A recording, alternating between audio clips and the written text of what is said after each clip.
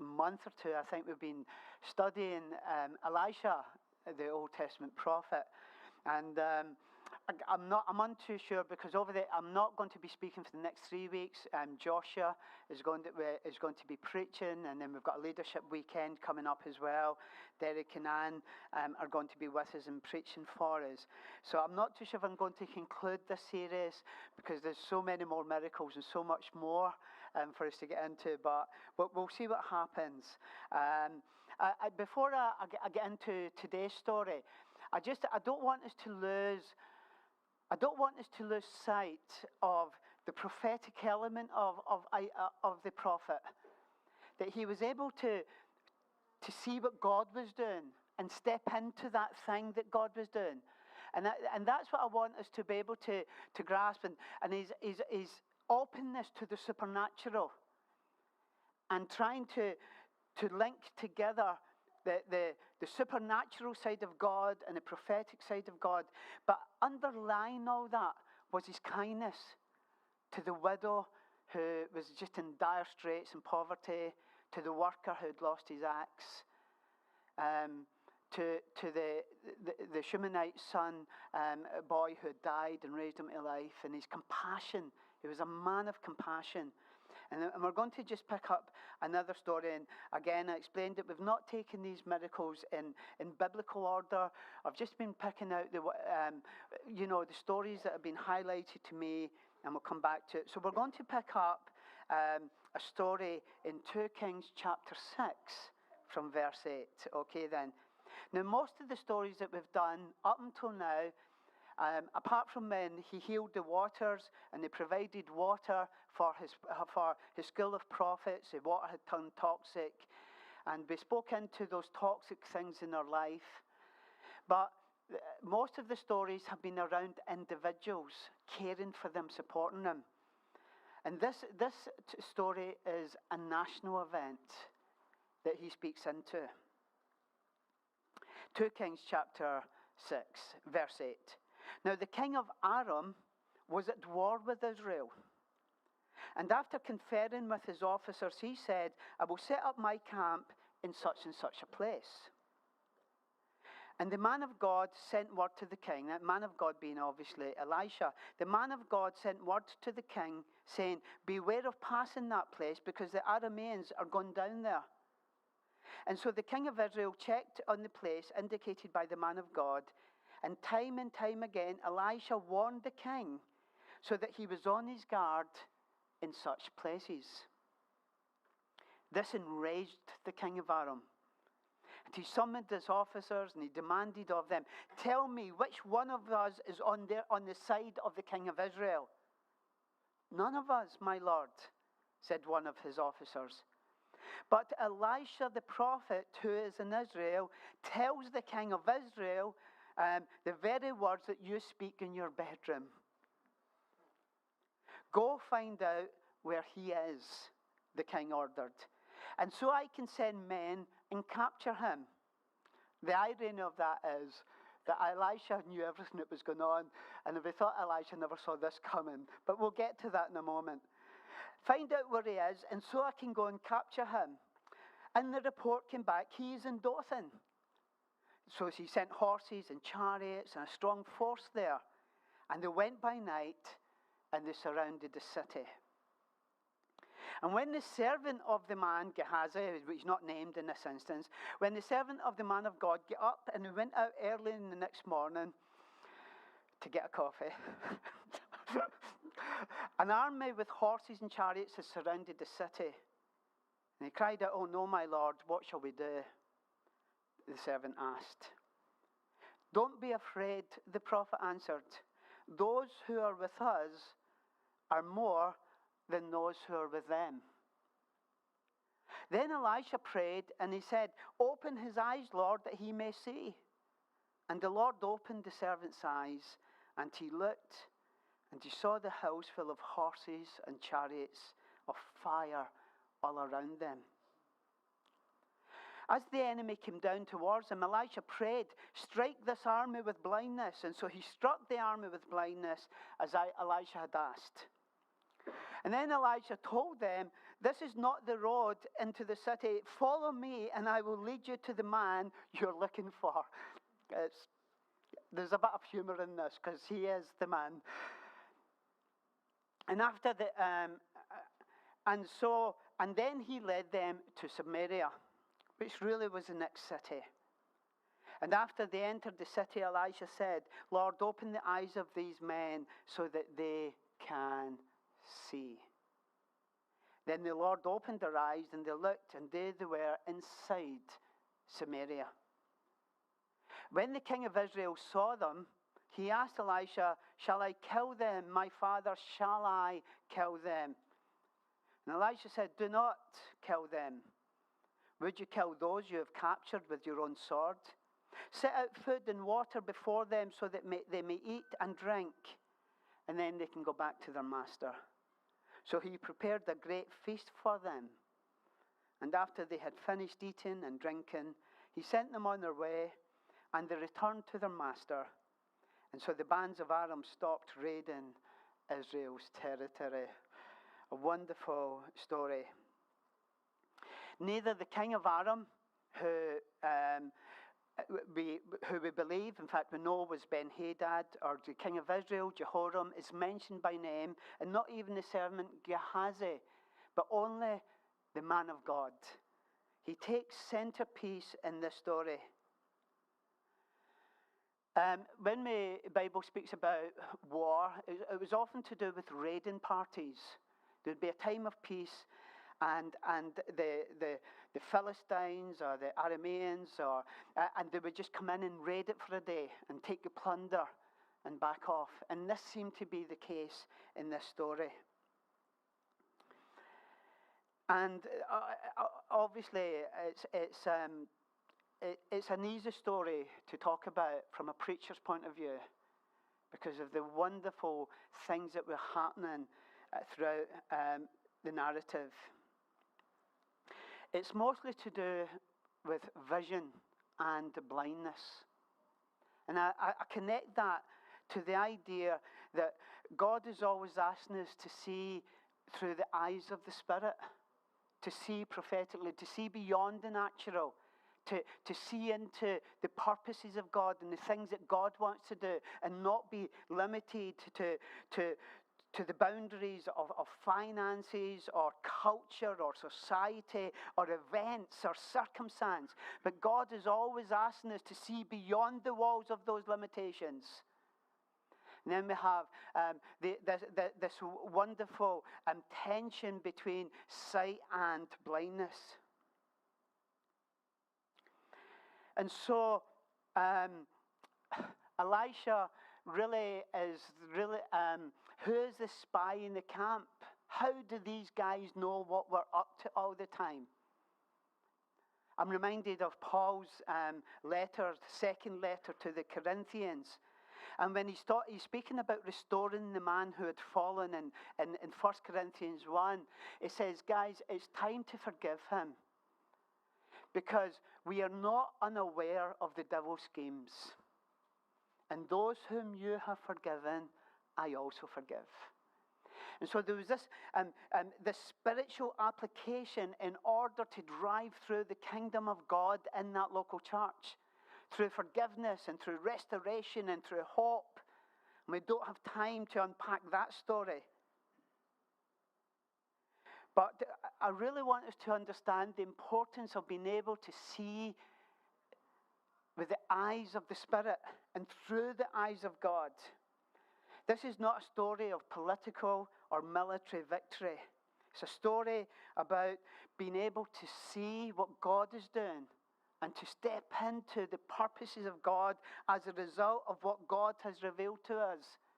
Paul writes to the church in Ephesus, and he says, I pray that the eyes of your heart would be opened so that you can have the wisdom, the spirit of wisdom and revelation, so that you can know him better. God is an omniscient God. And whatever forces we think are closing in on us, whatever struggles or whatever difficulties we feel that we're facing, And we'll come back to the verse later. John the apostle says, greater is he that is in us than he that is in the world. Elisha was God's man. And even though just a few weeks ago we looked at really the simplicity of a story of a simple axe head that had been lost in the water, and the prophet caused it to float. And it almost seems out of place for this compared to this story, which was to do with the pressure points of two nations and the military power. And Elisha speaks God's counsel into it. When I think of what's going on in Ukraine and Russia and in the Middle East, I sometimes despair in not knowing what to pray for. Because typically of any war, there's always innocent people and children, people who have nothing to do with the politics or the stuff that's going on. It's always innocent people who get dragged into war. And I sometimes I'm thinking, I'm praying. And when things unfolded last weekend in Palestine and Gaza Strip, I just felt quite weakened. Because I know that there'll be families on both sides who are eventually going to lose loved ones. And there's no pleasure in trying to pray for one thing over another. And then I begin to think, well, what's the point in praying? But I'm reminded in this story that the saints of God can change national events. And we're tapping into heavenly resources. Because our battle is not against flesh and blood, but against principalities and powers. And our prayers matter. Our desire to pray for peace, to pray for the predicament in all of these wars, that's something that there would be a calm. And we think, well, really? But our prayers are landing at the feet of God. And he is omniscient. And this story reminds us that whether it's kings or servants, God is interested in the world in which we live in. Paul writes to the Corinthian church and he says, we live by faith, not by sight. So we fix our eyes on not what is seen, but what is unseen. For what we see is temporary, but what is unseen is eternal. And God is asking us as his children and people who have been given the Spirit of Christ to try and step beyond our empirical understanding, our physical experience, and to begin to feel the heartbeat of God for these events. For those of you who have read the book Intercessor by Rhys Powell, and it goes back to the previous to the Second World War, how one Bible college principal was able to pray over our nation specifically and to bring about political change. And if you haven't read that book on intercession, please get your hands on it. And so the servant opens the door and he's surrounded by their remains. Don't be afraid, the prophet answered. Those who are with us are more than those who are with them. I wish I had more to say on that, but the words speak for themselves. If God is for you, who can be against you? This is not a promise that everything will be hunky-dory and it will sail through life. This is saying that we have access to supernatural resources that the world knows not of. And that we have the assurance of God. Our eternal security is strong and it is good. And he says, I'm reminded of Jesus' disciples when they were in the boat and the storm had come in. And they cried out the very words that we would cry out, Lord, do you not care that we're all going to drown? And the master stands up and he speaks into the storm, and the storm is calmed. And it's difficult for us who live very much in a secular and a rational society is that sometimes it's easy for us to come back to what we call more rational processing and explanations. But God has put the fire of His Spirit into us. And it doesn't mean that we have a magic trigger for everything. But it does mean that perhaps that God ought not to be the last resort, but the first resort. This was not a call to military victory, but rather the call of the prophet for the servant to have faith in God. God had an invisible army. God's angels didn't just turn up because Elisha prayed. They were there all the time. But the servant just couldn't see it. He was blinded by the physical army that stood in front of him with sword and shield. And Elisha's prayer was not that God sends his deliverance, but that the servant could see that his deliverance was already at hand. God's protection was already in place. And what the servant now saw changed his perception of the balance of power. Our God is great, and He is omniscient. And God at any moment, Jesus on the cross says, don't you think, in the garden, don't you think that I can call upon 10,000 angels and they'll be at my side in a moment? Do you remember when Balaam's donkey was trying to save his life? He's beaten the poor animal. And the donkey spoke, and at that moment he saw the angel with the sword. We read that verse out last week concerning the subject of hospitality. Please don't shy away from being hospitable, but some of you are entertaining angels. And we don't know there are spiritual forces all around us, for good and for bad. But we need to walk sensitively and compassionately. The enemy's superiority was an illusion. Because God's power was present.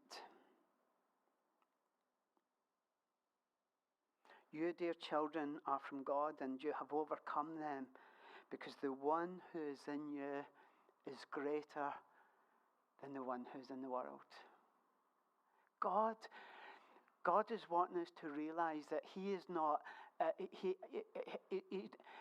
God is all-being. He is transcendent. He holds the universe in His hand, but He's also immanent. He's present in our hearts. He's interested in the axe that is fallen into the river. He's interested in the fact that we've ran out of food. And He's got a heart of compassion to address those issues. I'm reminded of another story in 1 Samuel. And all those gathered here will know that it is not by sword or spear that the Lord saves. For the battle is the Lord's, and He will give your enemies into these hands. And I apologize, I forget the context. It may have been Jehoshaphat, but we'll look that up. But the battle is the Lord's.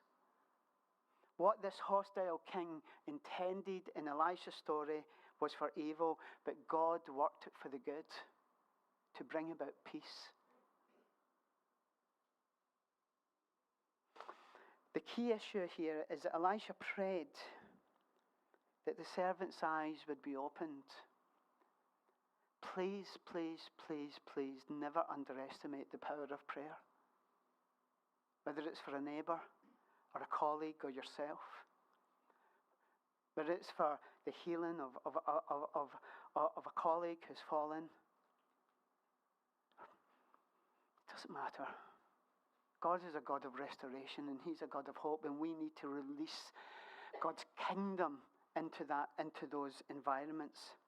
Paul writes to the Ephesians, and I quoted it earlier, our struggle is not against flesh and blood, but it's against rulers and against authorities and against the powers of this dark world and against spiritual forces and of evil that are in heavenly realms. And I don't want us to walk around seeing demons flying everywhere. That's just a distraction.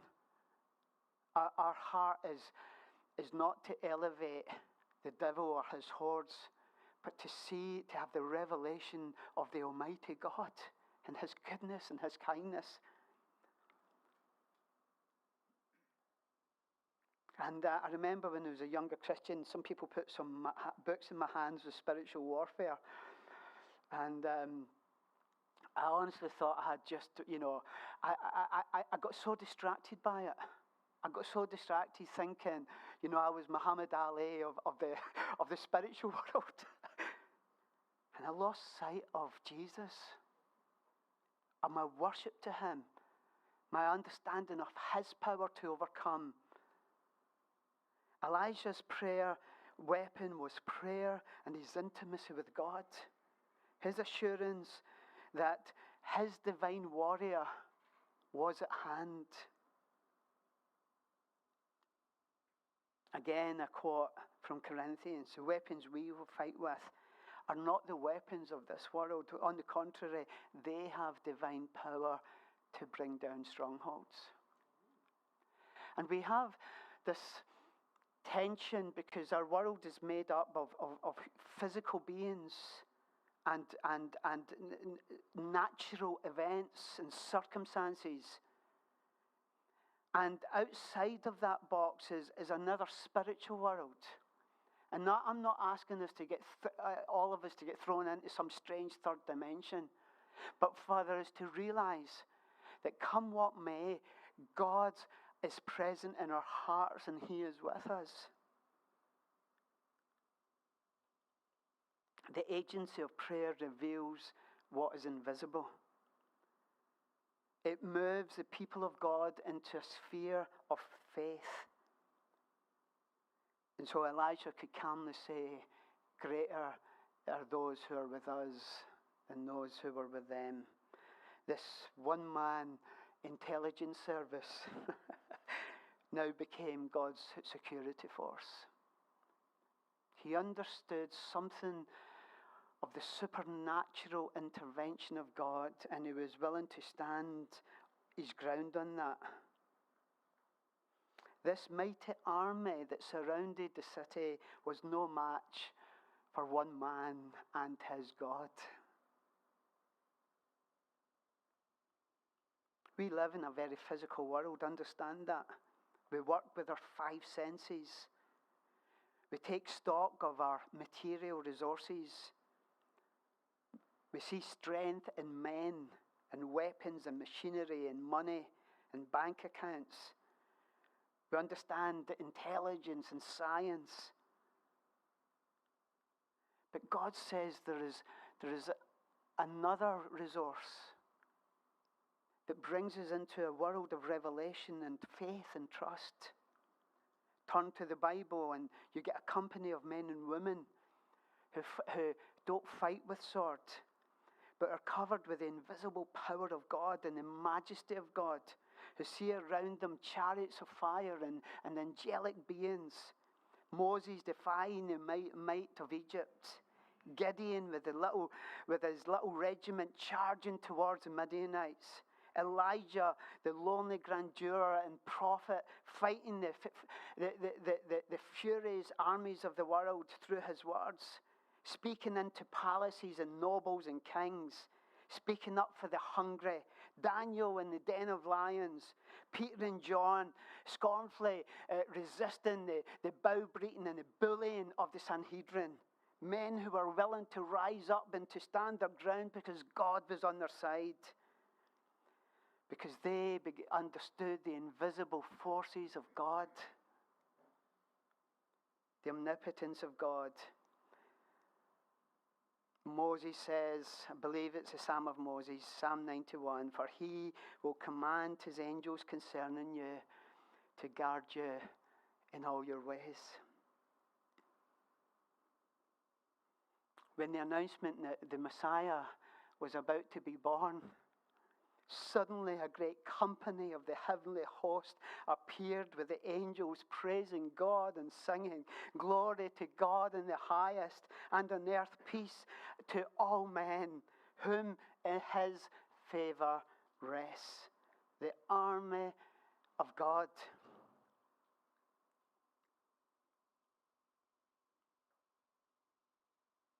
But you, dear children, have overcome them.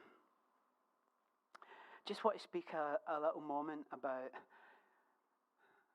the seeing who are blind and the blind who are seeing.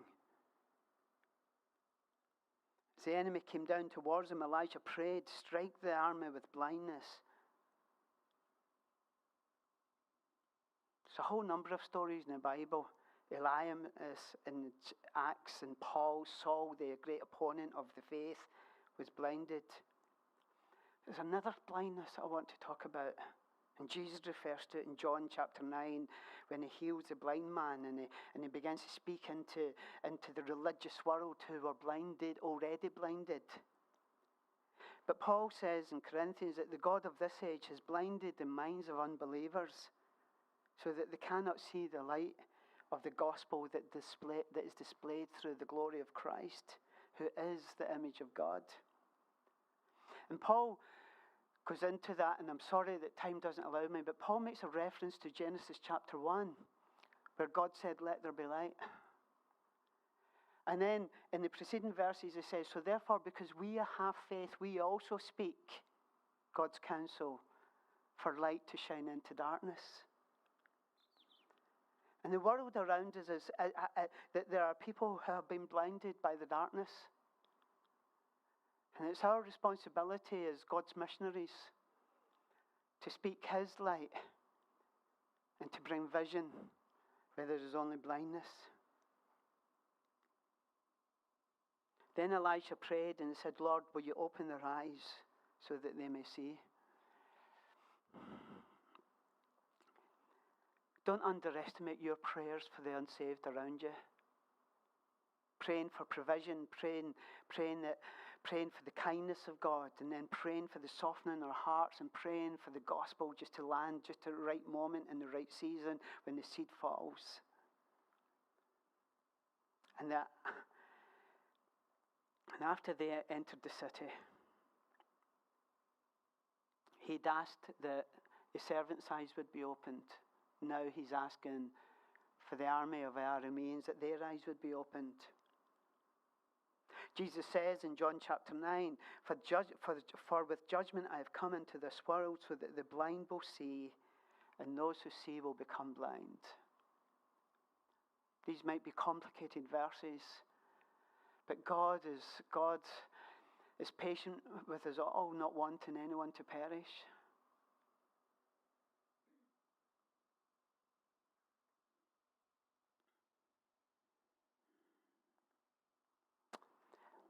And when the king of Israel saw his enemy,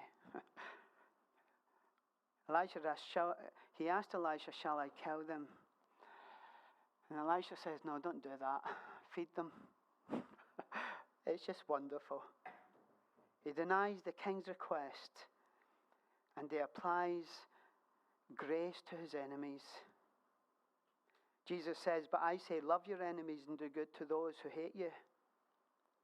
And Paul writes in the book of Romans, "On the contrary, if your enemy is hungry, feed him, and if he is thirsty, give him something to drink." None of this is lost on Elisha. And Elisha is not a man of war, he's a man of peace. And it's striking his response. And whatever parts of our world is falling around us, I love it when Zechariah has been called to ministry, and the mountain of opposition is before him. And God says to Zerubbabel, "You will overcome this mountain with shouts of grace." With shouts of grace. Some Christians just do a lot of shouting. The books that I read when I was a younger Christian on spiritual warfare more or less said, shout louder. The devil's not interested in how loud I shout. What he's interested in is what I'm saying. With shouts of grace, this mountain will fall. So he prepared a great feast for them. And after he finished, they came to capture him. And he fed his enemies. And as we close this morning, I hope that something has helped us to understand that there's things in our world that we don't understand.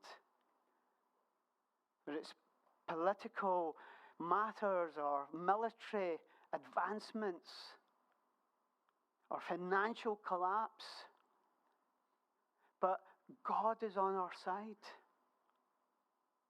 And God is interested in the individual, in the widow, in the bereaved mother, in the servant who lost his accent. God is interested in you and I. And it's funny because we think we are of perhaps such lowly estate that we have no input into these higher issues. But God says, Lord, will you open their eyes? Will you open their eyes? Stephen, will you come and lead us as the kids come in?